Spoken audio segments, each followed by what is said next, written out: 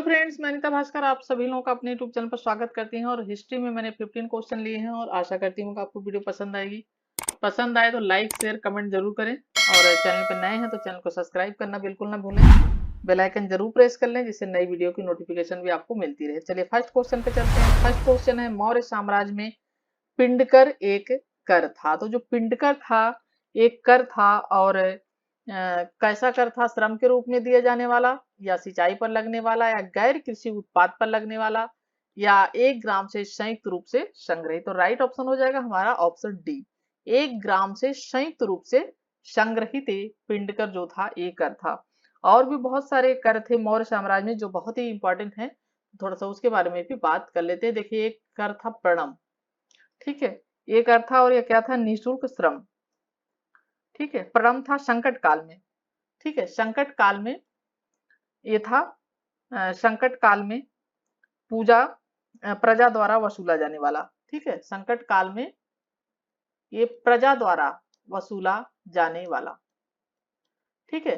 दूसरा एक और अर्थ था बिष्ट, ठीक है, बिष्ट एक अर्थ था। और ये निःशुल्क श्रम अर्थात बेगार, निःशुल्क श्रम बेगार। इसमें क्या होता था कि बेगार करवाते थे, यानी उसका शुल्क नहीं देते थे और कार्य करवाते थे, बेगार, एक तरीके से बेगारी करवाना, बिष्ट, ठीक है। उसके बाद जो एक और कर था उदक, ठीक है, उदक। ये जो कर था ये सिंचाई पर लगने वाला कर था, ठीक है, सिंचाई कर था ये उदक। और इम्पोर्टेंट है ये सब, सिंचाई कर था ये। और ये है एक ग्राम से संयुक्त रूप से संग्रहित। और बलि भी एक कर था, भाग भी एक कर था, भाग एक उपकर था, बलि जो था वो एक धार्मिक कर था, ठीक है। तो ये सारे इंपॉर्टेंट कर हैं और बहुत एग्जाम में पूछे जाते हैं। मौर्य साम्राज्य से संबंधित, शासन प्रबंध से संबंधित क्वेश्चन बहुत आते हैं। सेकंड क्वेश्चन है, निम्नलिखित स्थानों पर विचार कीजिए। अहरौरा, धौली, गिरनार, ठीक है। क्या क्वेश्चन है? अहरौरा, धौली, गिरनार। और उपयुक्त स्थानों में से कौन से अशोक के शिलालेख कहाँ से मिलते हैं, ठीक है। और राइट ऑप्शन हो जाएगा ऑप्शन डी, ये जो सभी स्थान हैं, 1 2 3, अहरौरा भी, धौली भी, गिरनार भी, इन सभी स्थानों से अशोक के जो शिलालेख हैं वो मिले हैं, ठीक है। और थर्ड क्वेश्चन है, निम्नलिखित में से किसने ब्राही लिपि का अर्थ उद्घाटन किया? William Jones, James Prinsep, John Marshall, E J H Mackay. और राइट ऑप्शन हो जाएगा इसका, ब्राही लिपि का उद्घाटन किसने किया? Right option James Prinsep. James Prinsep था पहला जिसने 1800, ठीक है, 1837 में, 37 ईस्वी में सर्वप्रथम इसने अशोक के अभिलेख को पढ़ने में सफलता प्राप्त की थी, ठीक है। सबसे पहले इसने पढ़ा था। और ब्राही, खरोष्टी और ग्रीक, अरामाइक लिपियां भी इसमें शामिल हैं और सभी लिपियों में इन लिपियों का प्रयोग किया गया था। तो जेम्स प्रिंसप ने सबसे पहले सर्वप्रथम, और क्वेश्चन बार बार ये पूछा भी जाता है कि किसने सर्वप्रथम सफलता प्राप्त की थी, और ब्राही लिपि का ये है जेम्स प्रिंसप। फोर्थ क्वेश्चन है, निम्नलिखित में से कौन सा एक सम्राट अशोक के शासनकाल से संबंधित प्रशासनिक अधिकारियों का वरिष्ठ से आरंभ कर कनिष्ठ स्तर तक सही अनुक्रम है, ठीक है। ये भी बहुत इंपॉर्टेंट क्वेश्चन है, शासन प्रबंध से संबंधित जो है। और इसमें राइट ऑप्शन हो जाएगा महामात्र, रज्जुक, प्रादेशिक। ऑप्शन बी हो जाएगा राइट, ठीक है। और ये जो है महामात्र, रज्जुक और उसके बाद प्रादेशिक। फिफ्थ क्वेश्चन है, सम्राट अशोक के संदर्भ में निम्नलिखित कथनों पर विचार कीजिए।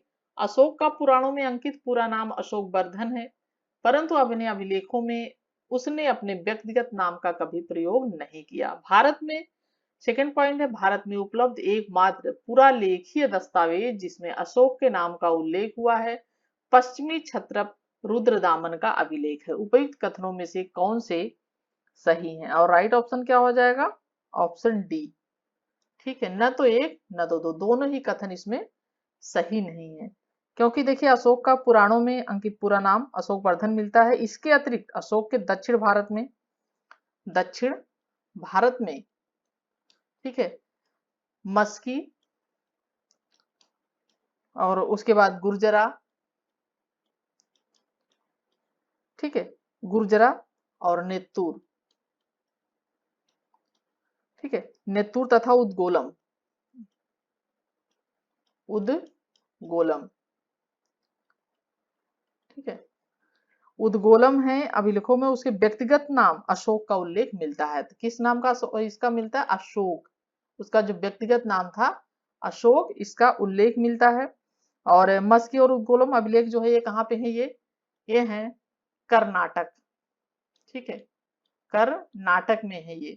और कर्नाटक में ये रायचूर तथा उसमें बेलारी, कौन से स्थान है ये? रायचूर, ठीक है, रायचूर, और ये उद्गोलम जो है ये बेलारी। तो ये भी बहुत इंपॉर्टेंट है, क्योंकि कभी कभी डीपली क्वेश्चन पूछते हैं तो इस तरीके से पूछ लेता है।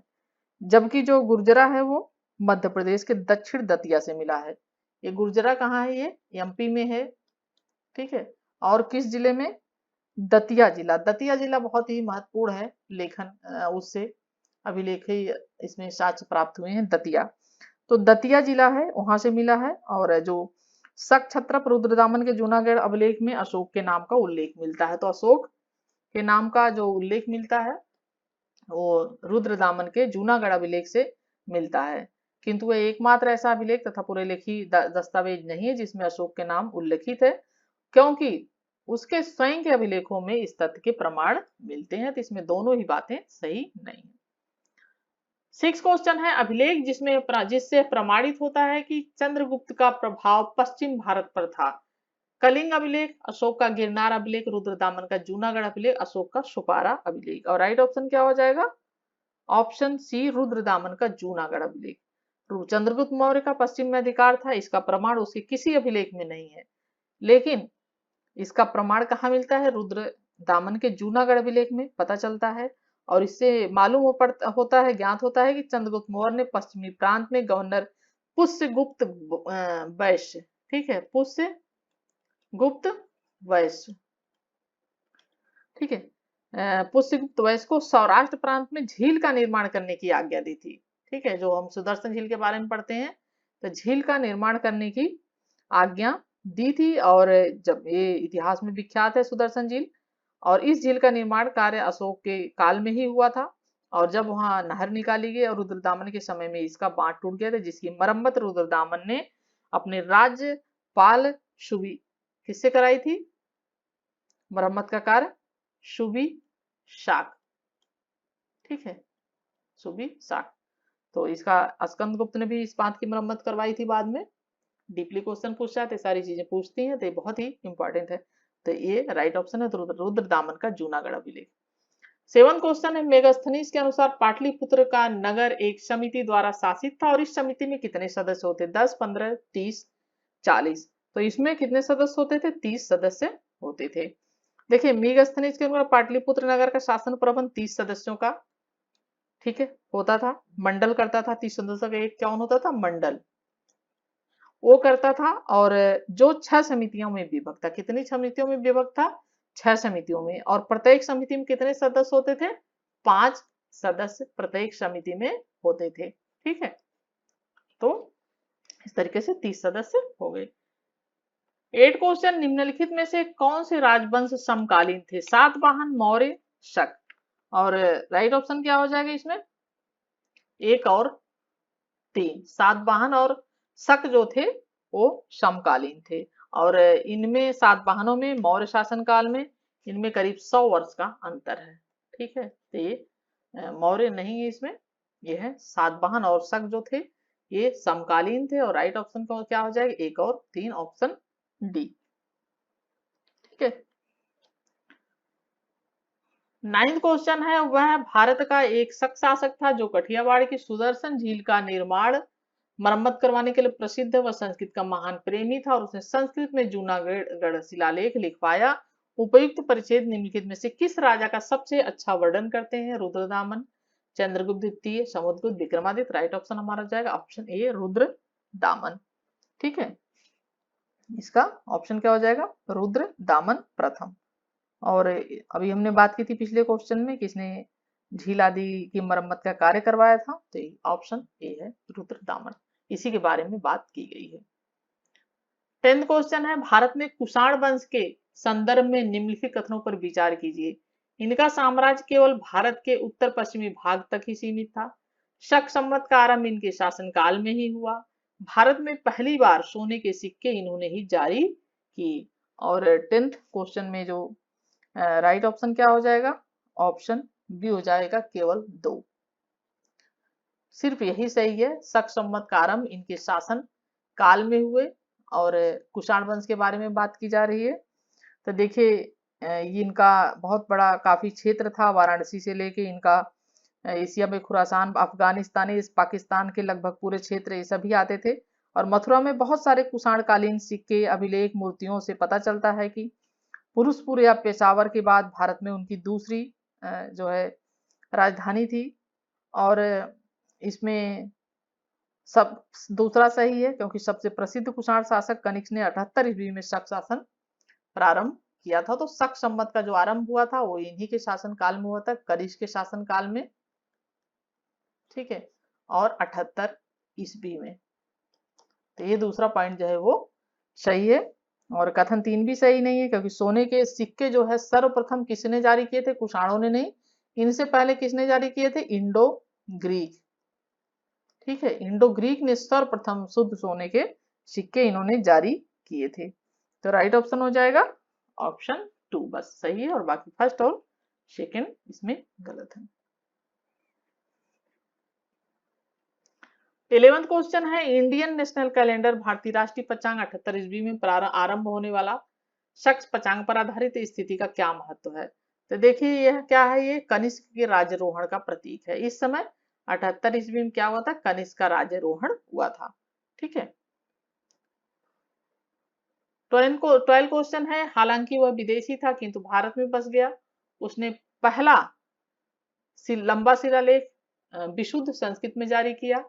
यह शिलालेख राजस्थान में यौधेय जनजातियों के विरुद्ध उसकी सफलता एवं सुदर्शन झील के मरम्मत कार्य के अतिरिक्त नर्मदा घाटी में सातवाहनों के विरुद्ध उसके सामरिक पराक्रमों का लंबा अभिलेख है।